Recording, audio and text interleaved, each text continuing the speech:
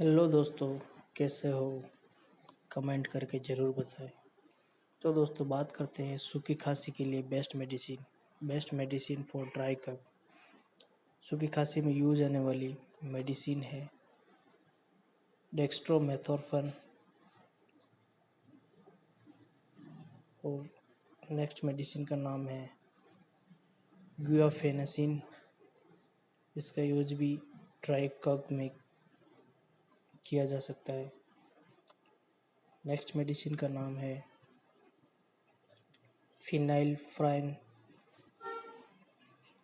इस मेडिसिन का यूज भी ड्राई कफ सूखी खांसी में किया जाता है। नेक्स्ट मेडिसिन का नाम है सुडोफेड्रिन। इस मेडिसिन का यूज भी खांसी में किया जा सकता है। इन सभी मेडिसिन में से कोई सी भी केवल एक मेडिसिन का यूज कर सकते हैं। Out of all this medicine only one medicine can be used. तो दोस्तों, आज की हमारी वीडियो कैसी लगी?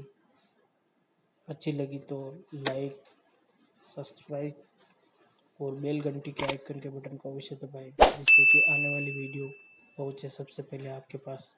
Thank you.